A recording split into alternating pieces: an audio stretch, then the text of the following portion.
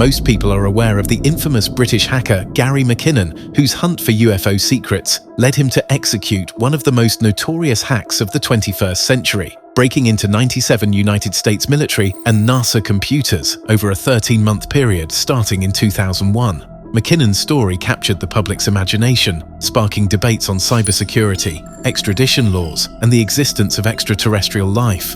However, as a result of the high-profile nature of his case and the subsequent media hysteria, many people are not aware that those events overshadowed the exploits of another earlier little-known hacker, Mathew Bevan, whose story shares a bizarre amount of similarities with McKinnon's own infamous tale of shadowy cybercrime and UFO secrets. In the realm of secret military projects and UFO lore, few stories are as intriguing as that of Mathew Bevan, a young UK hacker who stumbled upon what appeared to be plans for an anti-gravity propulsion engine while infiltrating the computer systems of Wright-Patterson Air Force Base. This tale, as recounted by Matthew Williams in an interview with Bevan, unfolds a narrative that seems ripped from the pages of a science fiction novel, yet it's grounded in the reality of cyber espionage and the endless human quest for knowledge about the unknown. The hacker, Mathew Bevan. From the young age of 16, Mathew Bevan had a predilection for hacking. Throughout his infamous career, he would transition from hacking into innocuous university systems, all the way to infiltrating some of the highest security military databases on the planet.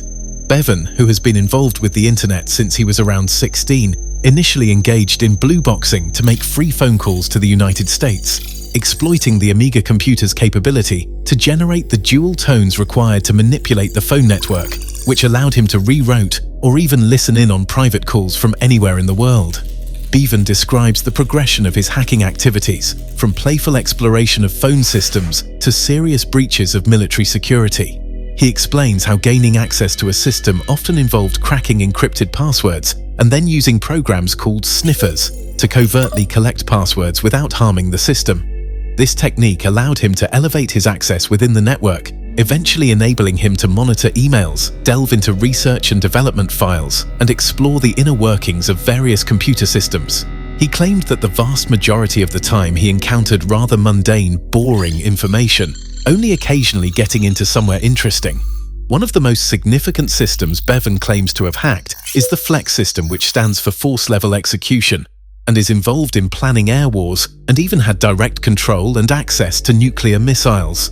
Bevan suggests that based on his understanding of the system's source code, it had direct access to real missiles, although he could not specify the types. This claim, however, was not directly sourced from Bevan, but was reported by the News of the World newspaper, which associated the system with peacekeeper missiles.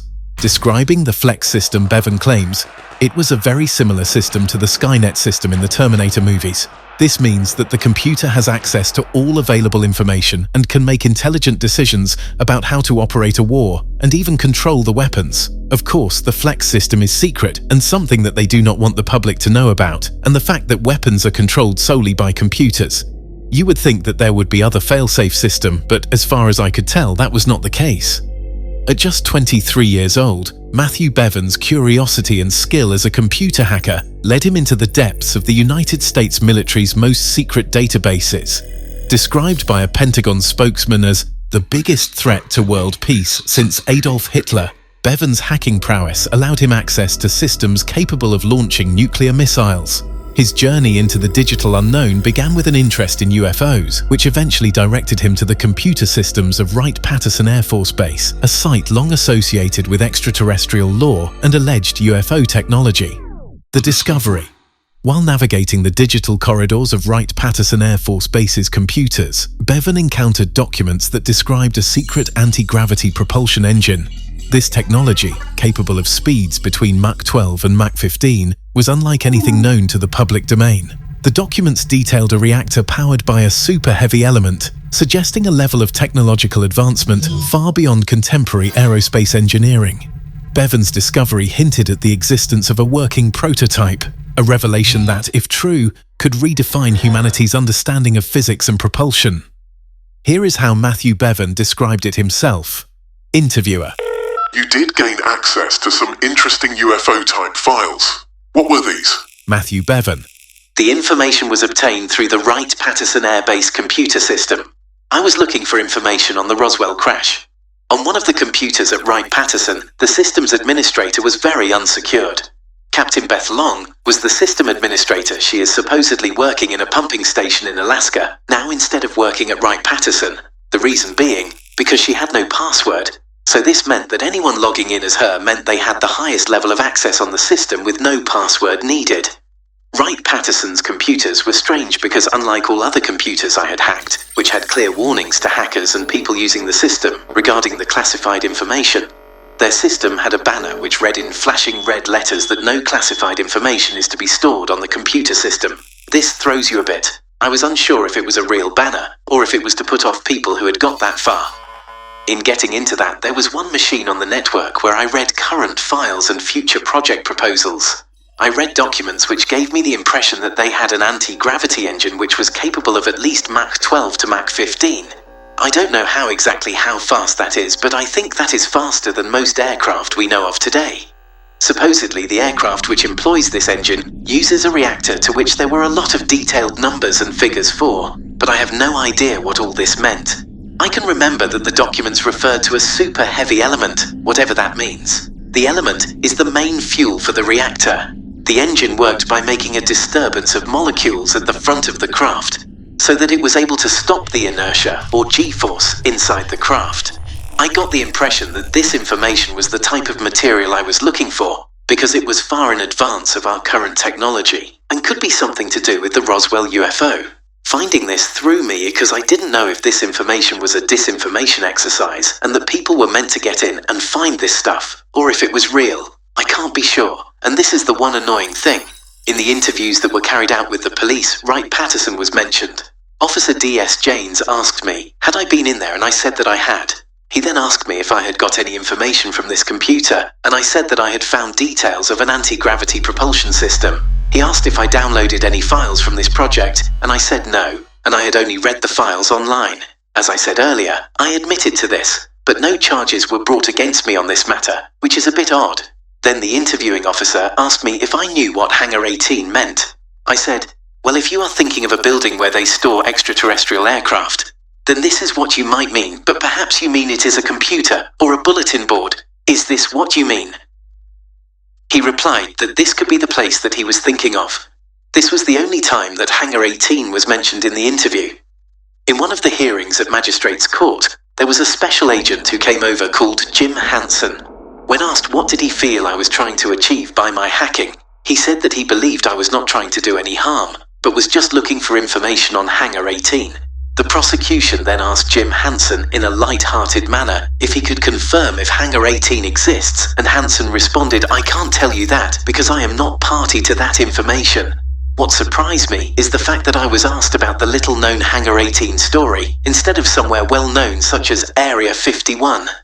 Some members of the press alluded that I had hacked into Area 51, but I never said this, and I refused to comment on the UFO issue to them.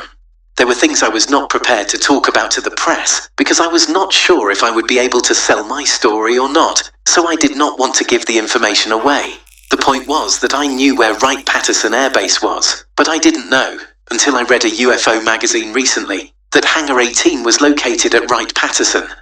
This was the first I ever learned about this. When you put it all together, it seems weird. The fact that I hacked into Wright-Patterson and found details of a secret gravity engine, and then the coppers asking me about Hangar 18, even to have a Secret Service agent in an open court saying about Hangar 18, and then me later on finding out that the two places are the same. The aftermath Bevan's hacking activities eventually caught the attention of authorities, leading to his arrest and a series of interrogations that touched upon his unauthorized access to military systems, particularly his infiltration of military sites like Wright-Patterson Air Force Base and White Sands Missile Testing Ground. Bevan recounts the legal ambiguities and challenges he faced during his trial, highlighting the prosecution's reluctance to disclose how he managed to hack into military systems, which he interprets as an indirect acknowledgement of his understanding of the system's real purposes. Despite the gravity of his actions, the legal proceedings against him faltered, largely due to the reluctance of the prosecution to disclose sensitive information. Bevan describes receiving threatening phone calls post-arrest, prompting him to relocate for safety. Assisted by the Benefits Agency and Scotland Yard, he moved and assumed a new identity temporarily.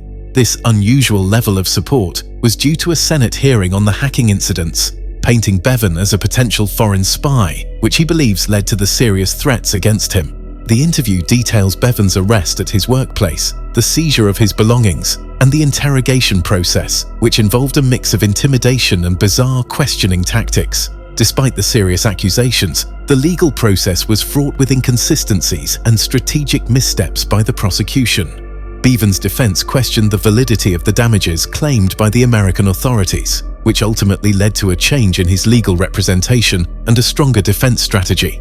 The case concluded with the judge deeming a trial not cost-effective given the minor potential penalties involved.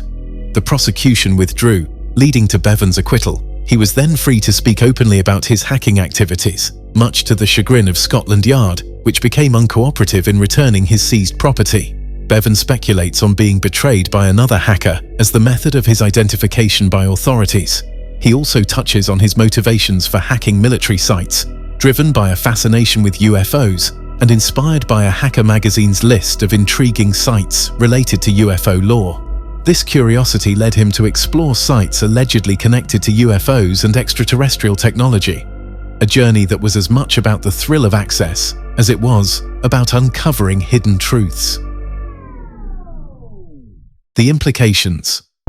The story of Mathew Bevan raises profound questions about the nature of secrecy, the pursuit of knowledge, and the existence of advanced technologies concealed from the public eye.